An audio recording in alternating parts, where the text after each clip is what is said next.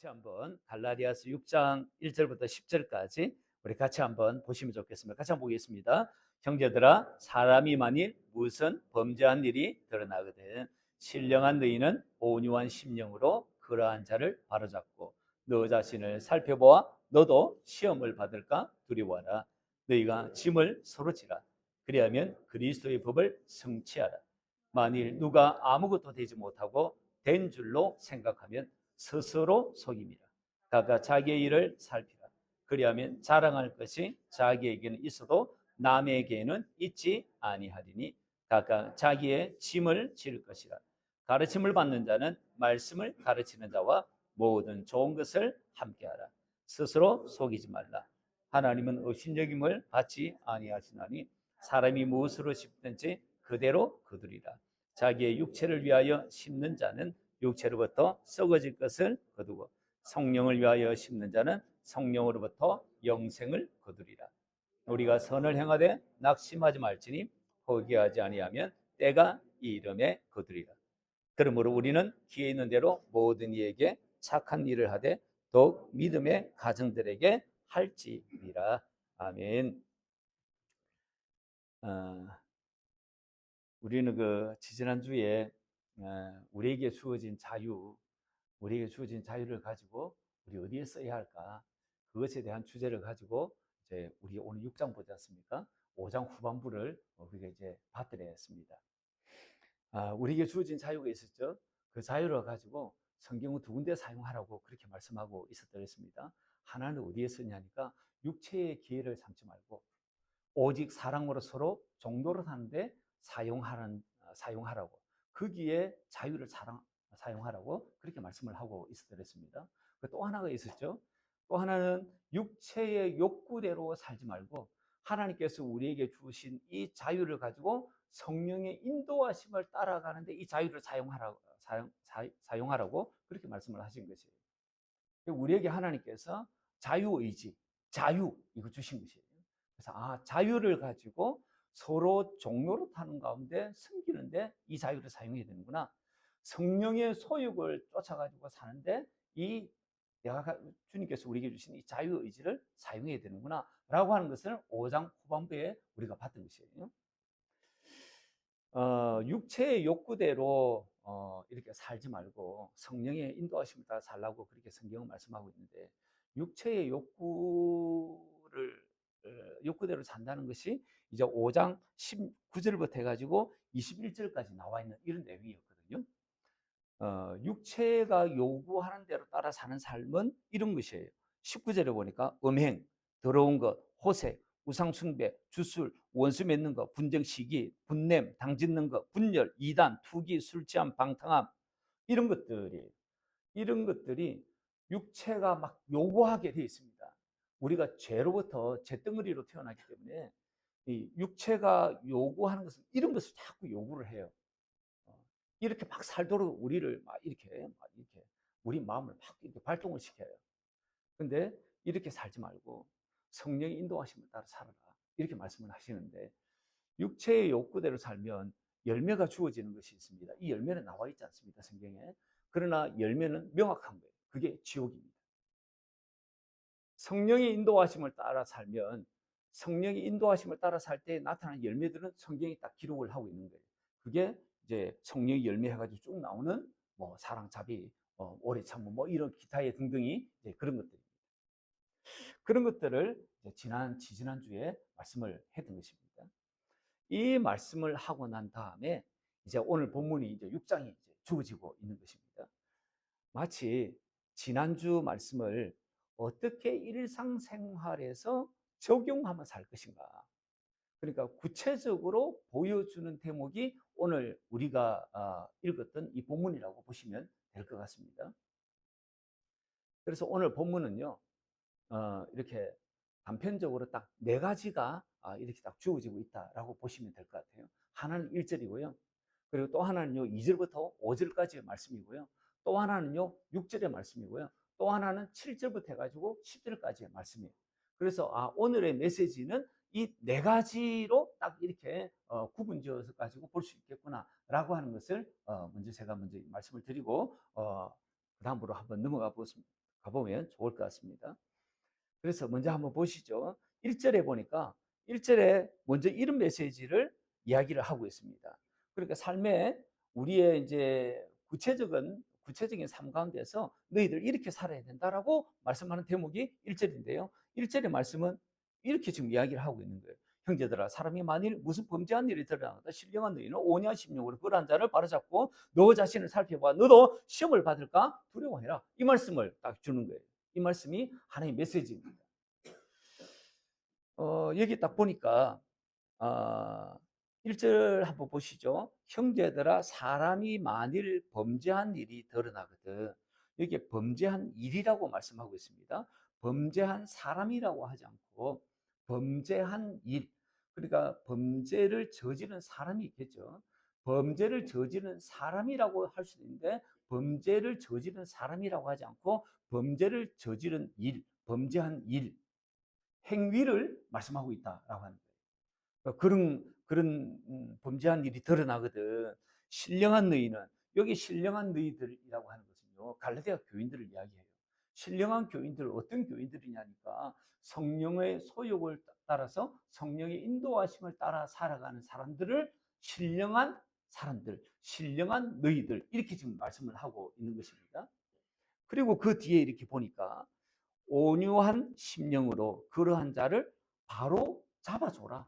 바로 잡고. 이게 바로 잡고라고 하는 말씀은요. 우리가 적골원에 가면 이렇게 어깨가 빠졌다. 그러면 적골원에 가면 이 어깨를 딱 끼워주잖아요. 그죠? 병원에서 가면 이 어깨가 빠지면 어깨를 딱 이렇게 끼워주잖아요. 그때 사용하는 단어가 바로 잡고라고 하는 단어입니다. 그러니까 빠진 부분에 원래 있던 그 자리에 딱 끼워주는 거. 그게 바로 잡고. 그래서 그렇게 바로 잡고 너 자신을 살펴봐. 너도 시험을 받을까? 두려워하라. 이게 1절의 메시지입니다. 1절에 이제 이렇게 딱 이제 제가 좀 부연 설명을 해주고 나니까 1절의 메시지가 어려운 건 없어요. 이해하는데 어려운 말씀 뭐 그런 거 없습니다. 그런데 이렇게 살려고 하면 이게 좀 어렵다라고 합니다. 이렇게 살려고 하면. 우선 범죄한 일을 한 그 인간을 보면 막 내가 어찌하고 싶은 거예요. 내가 안갚음을 하고 싶은 거예요. 그게 우리의 본성입니다. 우리의 본성. 그런데 성경은 뭐라고 이야기하고 있냐니까 안갚음, 내가 어찌하고 싶은 그 마음 대신에 성경은 뭐라고 이야기하고 있냐니까 바로 잡아줘라. 이렇게 지금 성경이 이야기하고 있는 거예요. 이게 이제 어려운 거예요. 성경이. 성경 말씀이 뭐 해석하기가 어려운 말씀도 있지만 사실은 이렇게 살아가기가 힘든 게 사실 성경이 어려운 말씀입니다. 그런데 성경은 이걸 이렇게 살라고 요구하고 있는 거예요. 누구에게 이야기하고 있냐니까 신령한 너희는 성령을 따라 살아가는 너희라면 이렇게 살라고 이야기를 하는 거예요. 그래서 야 이거 어떻게 해야 되지? 야 이거 어떻게 이렇게 살 수 있지? 내 본심으로는 막 안갚음하고 싶은 거예요. 그런데 이 본심대로 하지 말고 그 사람 바로 잡아줘라. 이렇게 지금 성경이 우리에게 요구를 하고 있다라고 하는 거예요. 그래서 성경이 하지도 못하는 것을 또 하도 못할 것을 성경이 우리에게 요구하시지 않습니다. 성경이 능히 그렇게 할 수 있다. 라고 하면서 우리에게 제시하는 말씀들이 이 성경의 말씀들이에요. 그래서 어떻게 해야 되는가? 그래서 하나님 앞에 일단 항복해야 됩니다. 하나님, 나 할 수 없습니다. 하나님, 내 인격으로 하나님 할 수 없습니다. 저는요, 하나님 안 갚음하고 싶어요. 그게 내 진실한 마음입니다. 그래서 기도해야 하는 것이 하나님 나로 할 수 없습니다. 성령님으로부터 내가 할 수 있는 힘을 공급받기를 원합니다. 성령님께서 인도해 주셔야지만이 제가 할 수 있습니다. 내 인격으로 할 수 없습니다. 주님이 주시는 마음, 주님이 내게 주님의 인격을 주셔야지 제가 할 수 있습니다. 그래서 주님의 마음과 생각을 제해 주십시오. 그렇기 때문에 우리가 해야 될 게 뭐냐니까 기도입니다. 기도해야 됩니다. 여러분 성경에 이런 말씀이 있지 않습니까? 누가복음 6장 37절에 보니까 저런 말씀이 있는 거예요. 저거 우리 같이 한번 읽어볼까요? 누가복음 6장 37절의 말씀인데 우리 같이 한번 읽어보겠습니다. 시작. 비판하지 말라. 그리하면 너희가 비판을 받지 않을 것이요. 정죄하지 말라. 그러면 너 정죄를 받지 않을 것이요. 한마디로 딱 이야기하면 비판하지 말라는 거예요. 이전 옛날 성경에는 뭐라고 저걸 비판하지 말라를 어떻게 번역을 했냐니까 판단하지 말라 이렇게 번역을 해드렸습니다. 이 개역 개정판을 내면서 판단을 비판으로 저렇게 바꿨습니다. 그 말이나 맞는데 판단이라고 하는 말을 저는 오히려 더 좋은 번역이었지 않았나 저는 개인적으로 그렇게 생각을 합니다.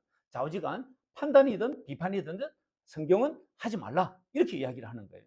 그런데 그 다음 절 빌립보서 이제 1장 10절에 보니까 또 저렇게 또 말씀하고 있는 것이에요. 1장 10절 말씀 같이 한번 읽어보겠습니다. 시작. 너희로 지극히 선한 것을 분별하며 또 진실하여 허물 없이 그리스도의 날까지 이루고. 그러니까 저기 지금 보니까 너희는 지극히 선한 것을 분별하라고 이야기를 하고 있는 거예요. 위에는 판단, 비판하지 말라고 이야기하고 있고 밑에는 분별하라고 이야기를 하고 있는 거예요. 그래서 그런 생각이 딱 드는 것이에요. 야, 판단하지 말라는 말하고 분별하지 말라는 말은 분별하라고 하는 이 말, 이 차이가 무슨 차이일까? 그런 생각이 아마 평소에 들었을 법합니다. 들었을 법합니다. 그래서 이 차이가 뭔가 비판 판단을 하지 말고 분별을 하라고 하는데 이 말씀이 도대체 무슨 말씀인가? 이제 성경을 좀 유심히 보신 분들은 하나님 말씀대로 정말 살기를 열망하는 사람은 이런 때에 있어가지고 딱 캥기는 것이에요. 예수님께서 금하신 것은 뭐냐니까 비판, 판단하지 말라. 그 말씀을 지금 금하고 있는 것이고 그거 하지 말라고 이야기를 하는 거예요. 이게 뭐냐니까 비판, 판단한다는 것은요. 자기가 하나님의 자리에 딱 서가지고 옳고 그름을 결정하는 것을 이야기해요. 저거 오라. 저거 그러다니까 하나님의 자리에서 자기가 그렇게 딱 하는 것이에요. 이렇게 딱 제가 설명을 하니까 이 판단하면 안 되는구나. 이건 하나님만이 할 수 있는 이 자리구나. 라고 하는 것을 알게 될 거라고 생각이 듭니다. 그래서 사람을 딱 낙인을 찍어버리는 거예요. 낙인을. 그래서 이런 말이 있죠. 저 사람 원래 그래. 저 사람 원래 저래. 저 사람 꼴통이야 원래. 꼴통이야. 저 사람 죄인이야. 저 사람을 딱 결정해버리는 거예요. 저 사람 딱 낙인을 찍어버리는 거예요. 이 사람 저런 사람이야. 그렇게 이야기하는 거. 그게 판단, 비판으로 번역된 이 단어입니다. 그런 거 하지 마라. 그런 거 하지 마라. 그러니까 지금 사람이 중심이 되어 있어요. 저 사람 저런 사람이야. 꼴통이야. 저 사람 죄인이야. 사람을 딱 결정지어 버리는 거예요. 그거는요 하나님이 하는 것이에요. 그래서 비판 판단해서는 안 되는구나 이런 생각을 가지게 되시리라 생각을 합니다. 그럼 분별은 뭐냐? 분별은요 기준이 성경이에요. 기준이 하나님이에요. 그래서 성경과 하나님을 가지고 그렇게 딱 구별을 하는 것입니다. 구별할 때에 사람이 아니고요. 행위가 그 사람이 하는 악한 일, 악한 짓, 악한 짓거리 요것입니다. 요게 포인트예요. 그래서 이렇게 이야기하는 거죠. 저 사람이 하는 행동, 저 사람이 하는 저런 짓, 저거 성경에 맞지 않아. 저런 거 말씀과 맞지 않아. 그리고 저 사람이 했던 선택, 저거 성경적이지 않아.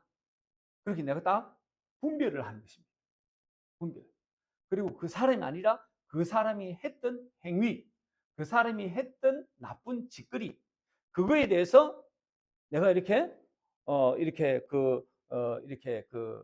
구별을 딱 하는 것입니다. 그것이 분별입니다. 그래서 그렇게 분별을 하는 이유는요, 저 사람이 변화 가능성이 무궁무진한 사람이다. 그리고 저 사람은 충분히 성장할 가능성이 있는 사람이다. 그걸 염두에 두고 하는 게 뭐냐니까 분별입니다. 분별. 성경은요, 우리로 하여금 분별하라고 이야기를 하고 있고 판단하지 말라. 이렇게 성경이 이야기를 하고 있는 거예요. 제가 지금 이렇게 설교한다 해가지고 제가 판단하고 비판하지 않고 제가 분별만 하고 살까요? 제가 그렇게 잘 못 살아요. 어릴 때부터 우리는 판단, 비판하는 것이 굉장히 익숙해져 있어요. 그리고 비판할 줄을 건전한 비판 이러면서 비판할 줄 아는 것이 아주 깨어있는 사람인 것처럼 우리가 그렇게 학습받고 배우면서 그렇게 자라왔던 거예요. 그래서 우리는 판단하고 그런데 굉장히 능숙한 사람들이에요. 그런데 성경은 이렇게 이야기하는 것에 대해서 와, 우리가 쉽지 않다라고 하는 것을 일단 느끼시리라 생각합니다. 그러나 성경은 판단 비판하지 말고 분별을 하라고 이야기하는구나. 분별은 사람에게 포커스가 맞춰져 있지 않고 그 사람의 행위에 포커스가 맞춰져 있구나. 그리고 그 사람의 성장, 변화 가능성을 염두에 두고 하는 게 분별이구나. 그래서 그 사람을 내가 변했던 것처럼 저 사람도 얼마든지 변할 가능성이 있는 사람이다라고 생각하고 해 나가는 행위가 분별 행위구나. 내가 하지 말아야 될 것은 내가 하나님의 자리에 서가지고 그렇게 판단하는 것은, 결정하는 것은 내가 하지 않아야 되겠구나. 그걸 딱 이제 알게 되시리라 생각을 합니다. 제가 어느 날 이게 제가 어떤 이렇게 예화를 드는 게 가장 이렇게 좀 이렇게 잘 쏙쏙 들을까 고민하다가 제가 이게 뭐 다른 이게 것보다 이게 좀 더 좋은 것 같아가지고 제가 이걸 제가 여러분에게 소개를 좀 하겠습니다. 제가 어느 날 결혼 주례를 맡았는데 그 주례사를 제가 얼마나 대단하게 길게 한 줄 아십니까? 제가 그 주례를 하는데 한 5초 걸렸을까? 한 5초? 10초? 한마디도 안 했습니다. 잘 먹고 잘 살아라. 끝! 그게 제 주례사였습니다. 제 주례사. 그게 제 주례사입니다. 그게 제 주례사입니다. 그리고는 이제 교회 이제 봉고 타고 이제 가가지고 교회 봉고로 이제 우리 성도님들하고 같이 오는데 분위기가 좀 그런 게 목사님 주례사가 너무했다. 목사님 주례사가 좀 너무한 거 아닌가. 뭐 이런 분위기가 제가 감지가 되는 거예요. 제가 그 분위기를 감지하고 그냥 제가 피식 웃었습니다. 속사정이 따로 있는 거예요. 속사정이. 신랑 아버지가 제가 전화가 2번이나 와가지고 짧게 이렇게 설교 좀 해달라는 거예요. 그래서 그랬다고 그렇게 하겠다고. 그래서 10분이면 되겠습니까? 제가 굉장히 많이 이렇게 양보를 한 거죠. 10분도 길다고 그러는 거예요. 그럼 제가 5분이나 하는데 5분만 하면 되겠습니까? 제가 5분이라는 게 엄청나게 제가 양보한 거 아닙니까? 그랬더니 그분이 그러는 거예요. 아니, 5분도 좋은 말도 5분도 깁니다. 저보고 어쩌라고 하요 저보고 주례를 맡겨놓고. 그래가 제가 기가 막히는 거예요. 기가 막히는 거예요. 그래가 제가 이거 참아야 된다. 그래가 제가 이제 두 사람 신랑 신부를 위해서 제가 참았던 거예요. 그리고는 그렇게 이제 제가 잘 먹고 잘 살라고 제가 주례사를 그렇게 했습니다. 정말 제가 해주고 싶은 주례사는 따로 있었습니다. 그래서 제가 A4지에 2장에다가 제가 딱 뽑아가지고 제가 둘이에게 그렇게 준 것입니다. 우리는요, 상대방의 입장, 그리고 나의 입장, 제3자의 입장을 다 보지 못하는 한계를 가지고 있는 사람들입니다. 제가 앞에 우리 이렇게 맨 처음 첫 곡을 제가 이렇게 할 때, 우리 보좌 앞에 모였네 할 때, 제가 4번째 소절에 구원받고 주께 경배드리네. 제가 한참 끌죠. 제가 왜 끌까요? 제조차고 제 목숨줄 길다고, 제가 숨 길다고, 뭐 그거 제가 자랑하기 위해서 하는 게 아니에요. 제가 이렇게 끌지 않으면요, 중간에 그 다음 주 소재를 하는 사람이 툭툭툭 나오는 거예요. 그래서 그거 제가 그렇게 하고 나면 지금 시작할 때가 아닌데 시작 누군가 하면 그 사람 얼마나 민망하겠어요. 제가 그분 때문에 제가 그런 분들 때문에 제가 그렇게 합니다. 제가 길게 일부러 제가 마이크 대가지고 길게 끌어주는 거예요. 이거 목사님 목숨줄 길다 이런 생각하시는지 모르겠는데 그런 배려의 마음이 제게 있답니다. 우리는요 보는데 한계가 있습니다. 우리는요, 생각하는데도 한계가 있고요. 우리는 시각의 왜곡함도 가지고 있습니다. 그리고 사상의 편향성도 우리가 가지고 있습니다. 자기가 편향적이지 않다라고 생각하는 사람이 편향적이에요. 그래서 저도 편향적일 수 있다라고 하는 가능성을 항상 갖고 있습니다. 이런 총체적인 연약함이 우리에게 있는 거예요. 그래서 안 있습니까? 비판, 판단하지 말라고 이야기합니다. 그냥 분별하라고 이야기를 성경이 하고 있는 것입니다. 그래서 오늘 본문 1절에서 보면 범죄한 사람이라고 이야기하지 않아요. 범죄한 일이라고 성경 1절에서 말씀하고 있는 거예요. 그거 하지 마라. 범죄한 사람이라고 하지 않습니다. 그거 꼭 기억하셔야 합니다. 범죄한 일에 대해서 그리고 바로 잡아주라고 성경이 말씀하고 있습니다. 그 사람의 행동을 고치면요, 그 사람은 얼마든지 바르게 사는 게 가능하고 또 개선의 여지가 충분한 사람이기 때문에 성경이 이렇게 말씀을 하는 것입니다. 사람들 잘 안 바뀌죠. 그래서 바뀌는 게 있습니다. 주님이면 충분합니다. 성령님이면 충분합니다. 사람은 할 수 없어요. 하나님으로는 모든 것을 할 수 있는데요.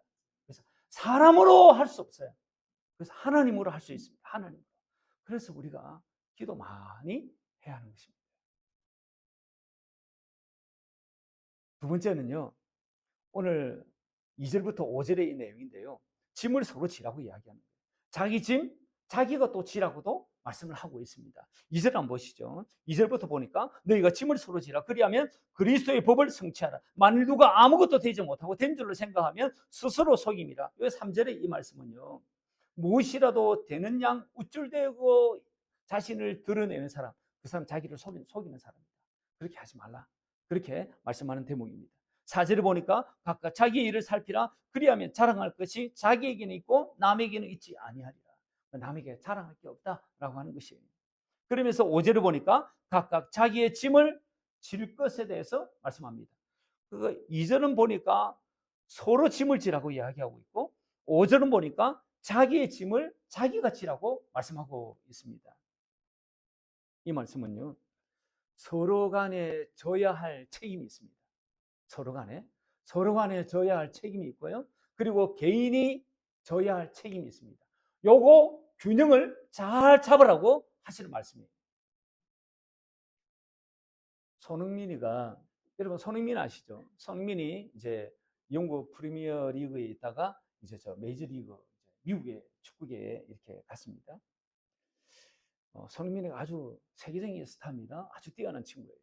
이 친구가 미국에 이제 무슨 로스앤젤레스 FC인가 거기 갔잖아요. 그거 가지고 이제 자기가 그 팀에 가가지고 맡은 포지션이 있습니다.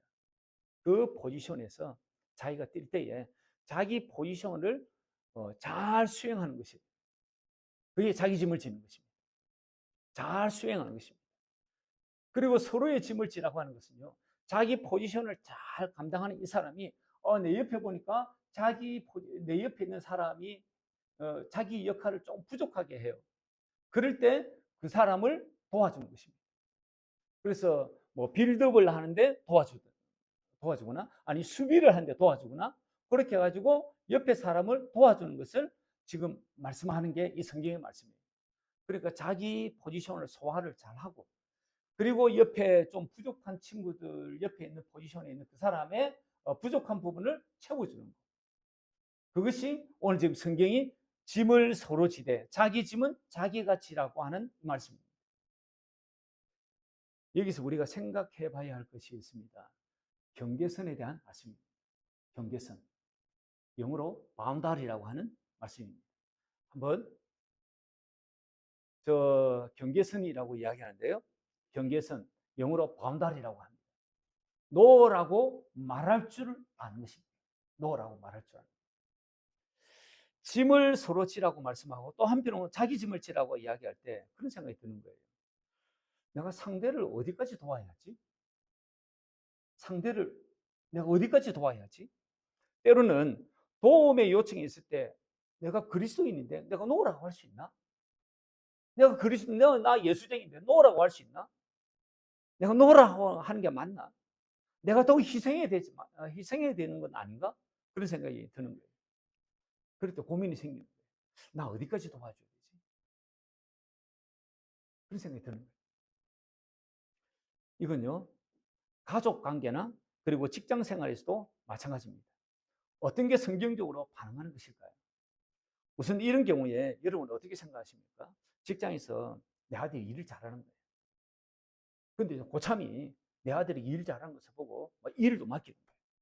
그리고 바로 이제 직계의 상사인 이 대리가 내게 저런 일도 맡기는 거예요. 근데 우리 부서의 최고 대장인 이 과장님이 저에게 과외의 일도 또 맡기는 것이에요. 이 아들 거절을 못합니다. 그래서 지가 혼자 낑낑거리는 거예요. 고민이 상당히 되는 것이에요. 여러분 이럴 때 내 아들에게 뭐라고 여러분 이야기해 줄 수 있을까요? 교회에서 이런 일이 있죠. 교회에서 유총부 교사야. 그리고 셀에 가면 셀의 리더야.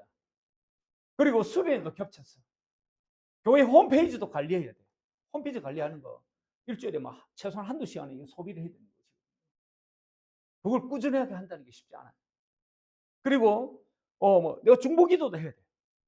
그리고 내가 전도도 해야 돼. 여러 가지 사역의 요청이 교회로부터 주어질 때에 그때 내가 거절하는 게 맞나? 내가 거절한다는 것은 불순종이 아닌가? 그런 생각이 들 수도 있는 것이에요. 그래서 나 이거 거절해야 되나 말아야 되나? 내가 이거 목사님이 저렇게 이야기하는 내가 불순종하는 게 아닌가? 그래서 고민이 잔뜩 되는 거예요. 그런 내 딸이 그런 고민 가운데 있을 때 나 어떻게 이야기해 줄 수 있을까요? 가족이 지나치게 나를 의존하는 거예요. 배우자가 이것도 요청하고 저것도 요청하는 거예요. 근데 이놈의 남편은요, 자기 일만 딱 하는 거예요. 자기 몸뚱아리만 딱 나오는 거예요. 그리고는 모든 일이 마누라 일이에요. 자녀 양육하는 것도, 집안 살림하는 것도, 재정도, 그리고 시댁 일도, 출가한 자녀까지 내가 모든 일을 내가 하는 것 같은 느낌이 드는 거예요. 거절을 못 하겠는 거예요. 근데 이 남편, 넌 크리스찬이라. 교회 안 나와. 나는 교회 나와. 내가 교회 나오는 나로서 내가 모범을 보여야 될 텐데. 내가 예수쟁이 다워야 될 텐데. 그래서 나 어디까지 해야 되지? 그런 고민이 드는 것이에요. 이런 이야기들을 들으면 이건 아닌데 노라고 할 수 있어야 될 텐데 라고 하는 생각이 들 겁니다. 내가 경계선을 좀 쳐줘야 하는데 내 아들이 경계선을 좀 쳐야 될 텐데 노라고 좀 이야기할 줄 알아야 될 텐데 라고 하는 생각이 드시리라 생각이 듭니다. 그래서 정리해야 될 생각이 있습니다. 바른 생각이 있습니다. 바른 생각 몇 가지가 있습니다. 첫째는요, 우리 같이 한번 읽었으면 좋겠습니다. 같이 한번 읽겠습니다. 같이 한번 읽겠습니다. 시작. 그리스도인은 사랑을 실천해야 하지만 무조건적인 1번에 고기가 까딱거려지죠. 고기가 까딱거려지죠. 아닙니까? 저 건강한 사고입니다. 두 번째 사고 같이 한번 읽어보겠습니다. 시작. 예, 경계에 노후가 없는 삶은요, 자기가 탈진돼요. 그리고 자기가 이게 지금 하도 자기 능력 이외의 것이 막 주어지는 거예요. 그럴 때 이 사람은 상당한 스트레스를 받습니다. 세 번째 읽어봅시다. 같이 읽어보겠습니다. 시작. 자신의 시간, 에너지, 재정, 체력의 한계를 설정하는 것은 이기적이 아니라 책임 있는 태도다. 이게 건강한 사고입니다. 네 번째 읽어보겠습니다. 시작. 노는 단순한 거절이 아니라 자기 존중과 타인 존중의 표현이다. 라고 하는 거예요. 건강한 사고입니다. 다섯 번째 읽어보겠습니다. 시작. 예스만 반복하는 삶은 결국 관계를 왜곡시키고 상대방에게도 결국은요 해가 됩니다. 그런 생각, 건강한 생각입니다. 근데요, 주의해야 할 게 있습니다. 주의해야 할 게 뭐냐니까 저겁니다. 같이 한번 읽어보겠습니다. 시작. 노라고 할 때 정중하고 겸손하게 노라고 할 줄 알아야 합니다. 대부분의 사람이요, 경계를 나름대로 칠 줄 아는 사람도 있습니다. 칠 줄 아는데 근데 상대방이 특히 이제 권위자가 기분 나쁘도록 이 노를 하는 거예요. 정중하고 겸손하게 노를 해야 위에 권위자가 저래서 저렇구나. 그래서 이제 수용이 되는 거예요. 그리고 기분도 안 나쁜 거. 저 친구 저렇게 내가 이해를 해야 되는구나. 이렇게 생각이 드는 거예요. 근데 아주 그 예의도 차리지 않고 그렇게 딱 잘라 이야기를 하는 거예요. 그러면요, 권위자는 상당히 이제 마음도 힘들어지는 거예요. 그러니까 두 사람 관계가 힘들어지는 거예요. 그래서 거절할 때에 정중하고 겸손하게 하되 이해를 시켜야 합니다. 이해를. 그래서 제가 이렇고 저렇고 이만해가지고 제가 지금 할 형편이 못 됩니다. 지금 제가 건강 상태가 이렇습니다. 제가 지금 재정 상태가 이렇습니다. 그래서 그걸 이야기를 하는 것이죠. 그걸 이렇게 성실하게 해야 합니다. 예스 하는 것은 쉬워요. 노 할 때 노를 잘해야 합니다. 경계선을 딱 칠 때 노를 잘해야 합니다. 이거 꼭 기억하셔야 됩니다. 노를 잘해야 됩니다. 노를 잘한다고 해야죠. 뭐 대낮게나 노 하라는 그런 말씀이 아닌가 아시죠? 노를 할 때에 정중하고 겸손하게 그리고 이해를 시키면서 내 형편을 이야기하면서 그렇게 노를 해야 상대가 수용을 합니다. 그럴만하구나. 그런 생각이 드는 것입니다. 자기 경계선 노라고 이야기할 때에 괜한 이런 생각이 드는 거예요. 이런 질문이 드는 것이에요. 내가 노라고 하면 상대가 상처받지 않을까? 내가 내 경계선을 딱 치면 내가 노라고 하면 상대가 상처받지 않을까? 그런 생각이 드는 거예요. 경계를 세우면 내가 너무 이기적인 것이 아닐까? 내가 너무 내 것만 챙기는 것은 아닌가? 그런 생각이 들 때도 있는 것이에요. 하나님 사랑과 이웃 사랑이 세 계명인데 아니 이 계명을 가지고 내가 노하는 게 내가 그리스도인이라 맞나? 이런 생각이 들 수도 있는 거예요. 그러나요? 그렇지 않습니다. 노라고 할 때요 상대가 받을 수 있겠죠. 그런데 상처받는다고 일방적으로 생각하지 마십시오. 경계는요 노라고 할 때요 진실한 관계를 위한 것이고 장기적으로 서로가 아주 유익되는 관계를 가지기 위해서 때로는 노가 필요한 것입니다. 경계를 세우면요 이기적일 것 같은 생각이 드는 거예요. 그런데 건강한 경계는요 오히려 두 사람의 관계를 더 깊숙하게 더 진실되게 가져가게 합니다. 그래서 노를 잘할 수 있기를 바라요. 구체적으로 이제 이런 경우에 이렇게 하면 이제 건강한 관계가 되지 않을까 싶습니다.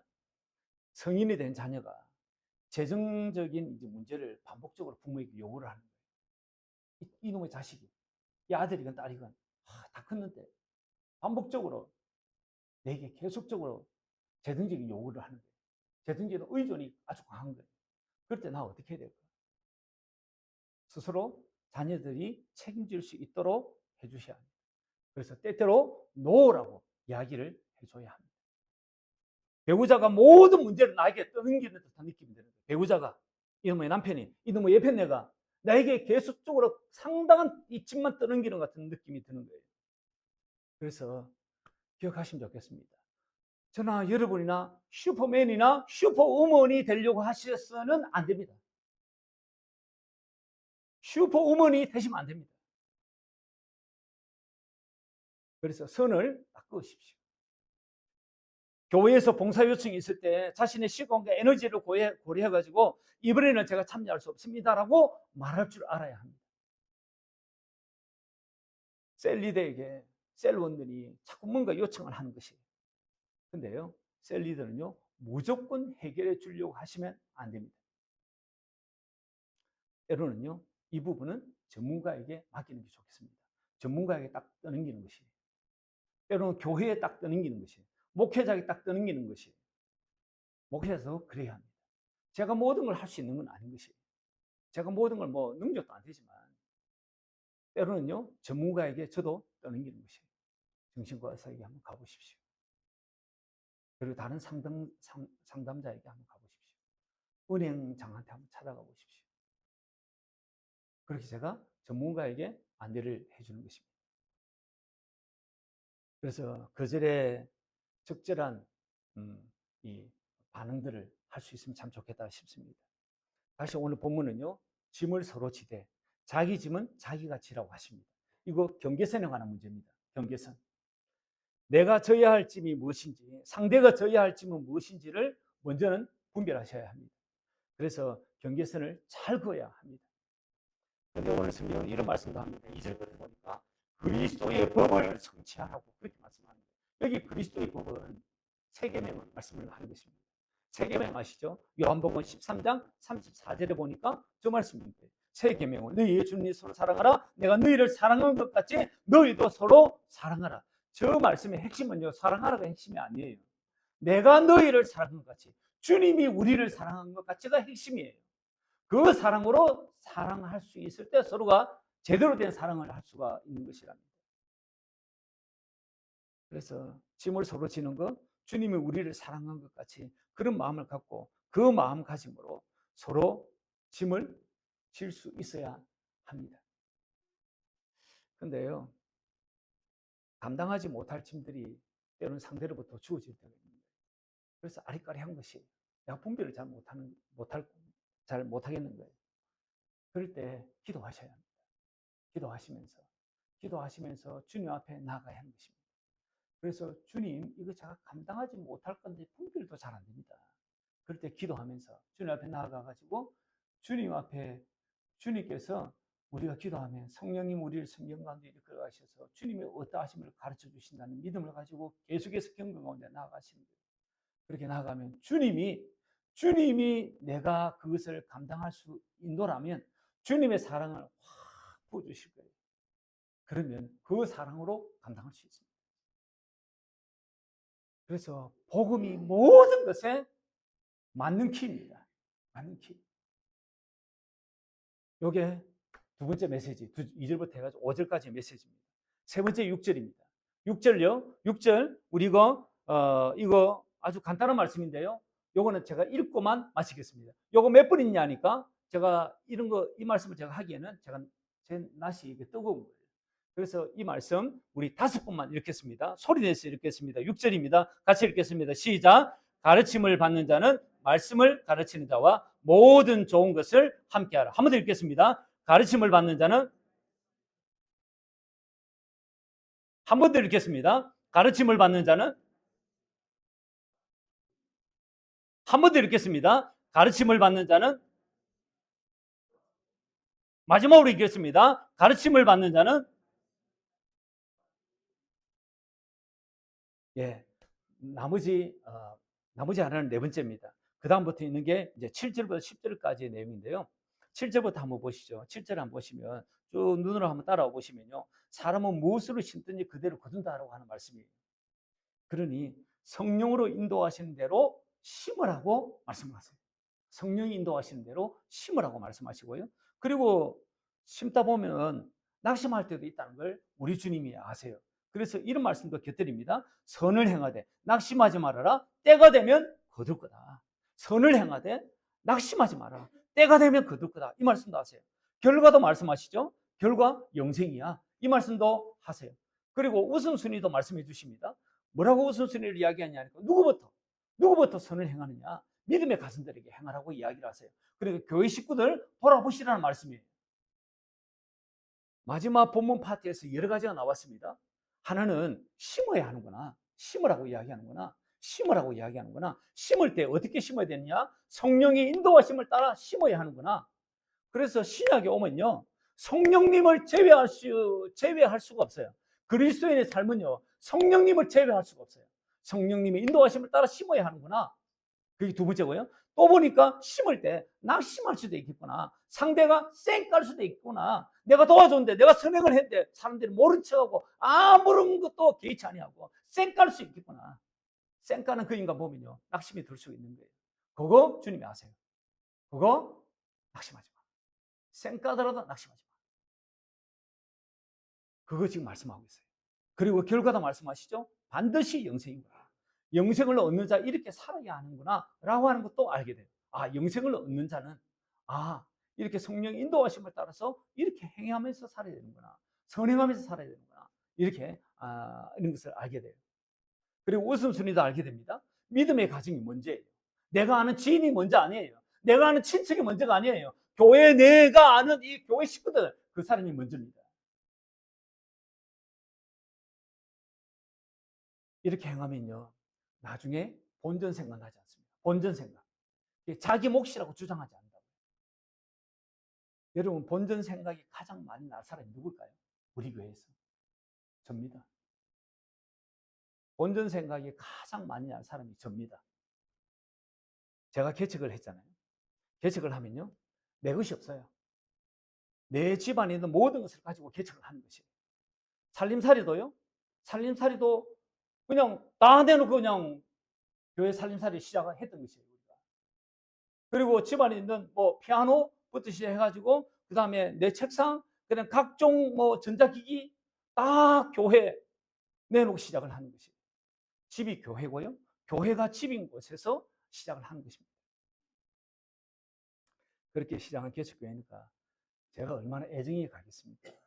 지금도 저는요, 교회에서 집에 가는 시간이 밤 10시 정도에 갑니다. 제가 뭐 짜다리면 일이 많아가지고 막 그래서 그렇다기보다는 제가 교회에 있는 게 편한 거예요. 교회가 그냥 있어야 제가 마음이 안심되는 것 같은데, 그렇게 하는 습관이 제게 어느 날부터 들은 거예요. 쉬는 날 아이들이 그래요. 쉬는 날 저녁 때문에 제가 또 슬금슬금 그냥 또 습관을 쫓아가 또 교회를 또 가는 거예요. 우리 애들이 그럽니다. 아빠 또 교회가? 또 교회가? 제가 그랬습니다. 이런 제가 언제부턴가 성령의 인도하심을 따라 해야 되겠구나, 그런 생각이 드는 거예요. 그렇지 않으면 내가 본전 생각나겠구나. 내가 본전 생각나겠구나. 그런 생각이 제가 드는 것이에요. 저와 같이 교회에 애착을 많이 가지신 분이 있습니다. 교회가 어려운 시절을 지날 때 함께 했던 분들입니다. 이런 분들이 장로가 되시고, 이런 분이 근사가 되시고, 이런 분이 안수집사가 되시고 그러셨을 거라고 생각이 듭니다. 교회에 대한 애착이 남다를 겁니다. 앞으로도 교회 생활하실 때 내가 교회에 애착을 가지면 가질수록 성령의 인도하심을 쫓아서 그렇게 섬겨야 되겠구나 생각하시면 참 좋겠습니다.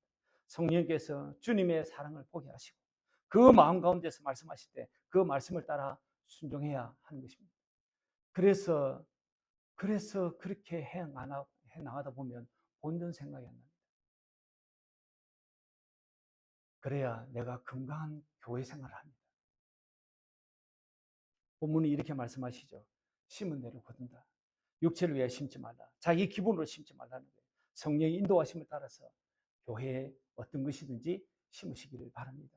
바르기는 성령의 인도하심을 따라 심어가지고 영생도 없고요, 풍성한 복 얻는 은혜가 있으시기를 주님의 이름으로 축원합니다.